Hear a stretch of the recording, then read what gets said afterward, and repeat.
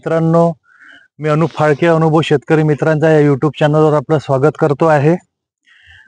शेतकरी मित्रांनो, याआधी सुद्धा आपण दूध आणि हळद यावर व्हिडिओ बनवलेला आहे आणि त्याचे फायदे सुद्धा शेतकरी मित्रांना मिळालेले आहे आणि त्याची लिंक मी डिस्क्रिप्शनमध्ये टाकून देईल. तर तो प्रयोग आपण वेगळा केला होता, वेगळ्या रोगासाठी केला होता. पण यावेळेस आपण तोच प्रयोग कपाशीवर कसा होतो हा बघूया, पातीगळ थांबवण्यासाठी आणि फंगीसाइड्स म्हणून. तर तेव्हा सुद्धा आपण सांगितलं होतं की ते फंगीसाइडचं काम करतं आणि काही प्रमाणात कीटकनाशकाचंही काम करतं आणि हळद असल्यामुळे त्याच्या आतमध्ये. आणि महत्वाचा मुद्दा म्हणजे का झाडाला एकदम ताजातवाना करून जे दुधातून त्याला मायक्रोन्यूट्रन्स मिळतात, कॅल्शियम मिळतं, त्याच्यामुळे झाड एकदम मजबूत निरोगी होतं. आणि आता सध्या कसं आहे, कोणा ठिकाणी भरपूर पाऊस झालेला आहे आणि कुठे पाऊस कमी आहे, पण महाराष्ट्रात आपल्या बघितलं तर जास्तीत जास्त पाऊस झालेला आहे.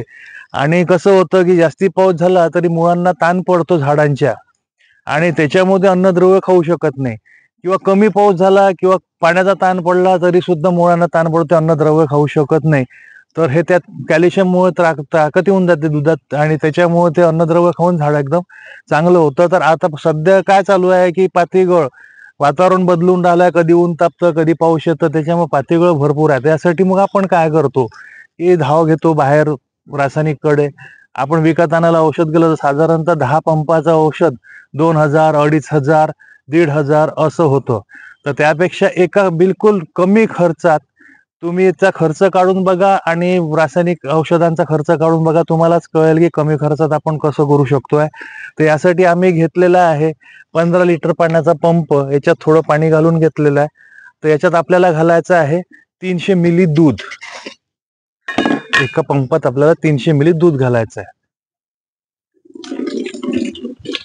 बघा, हे आम्ही दूध घालतोय.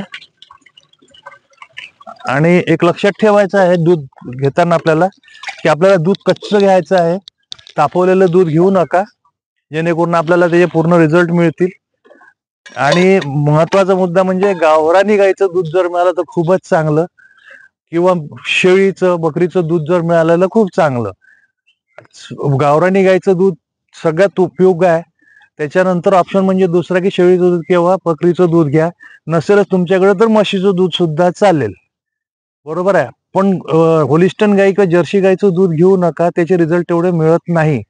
पण प्रयोग करून पाहायला हरकत नाही. रिझल्ट मिळतात पण कमी मिळतात आणि आपण खर्च करून राहिलो, दूध आणून राहिलो आहे, तर आपण चांगलंच आणलेलं बरं, जेणेकरून आपल्याला डबल खर्च होणार नाही, बरोबर ना. त्यानंतर आपल्याला घ्यायचं याच्या आतमध्ये 30 ग्राम हळद. ही बघा, आम्ही हळद घेतलेली आहे 30 ग्राम हळद. आता आपण पाण्यात त्याला विरघळून घेऊया.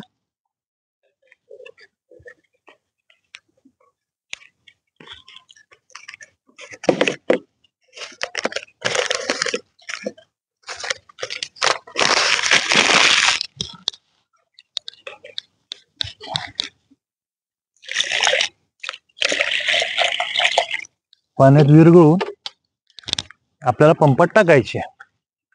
30 ग्राम हळद घ्यायची आहे. एक लक्षात ठेवा की हळकुंड जे येतात त्याचीच हळद तुम्ही तयार करा घरी. जे आपण घरी वापरतो तशी विक्रती हळद बनेपर्यंत घेऊ नका, कारण विक्रती हळदीत कसं केमिकल वगैरे असतं. तर आपल्या घरची हळद घेतलेली बरी. आणि ज्यांच्या शेतात ऑर्गॅनिक हळद असेल त्यांचं तर काही हेच नाही, त्यांना पुष्कळ चांगले अजून रिझल्ट मिळतील.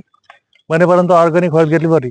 आणि महत्वाचं म्हणजे की कापड घ्या, कापडाने गाळून घ्या, जेणेकरून याचे जे बारीक बारीक क्रिस्टल असतात हळदीचे ते तुमच्या पंपात जाणार नाही आणि पंप चोकअप होणार नाही. तसे सगळे शेतकरी करतात तसे, पण नेमकं आपल्याला करायचं असतं तेव्हाच आपण विसरतो, बरोबर आहे.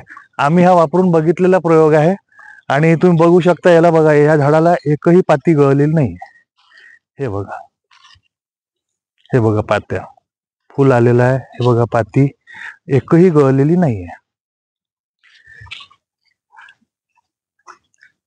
हा प्रयोग करून बघा, नक्की तुम्हाला फायदा होईल. माहिती आवडली असेल तर चॅनलला लाईक करा, शेअर करा, सबस्क्राईब करा. आणि नवीन मित्र जर चॅनल बघत असेल तर ते नक्की सबस्क्राईब करा आणि घंट्याचं बटन दाबा, जेणेकरून आमचा व्हिडिओ आल्याबरोबर तुम्हाला नोटिफिकेशन मिळेल. धन्यवाद.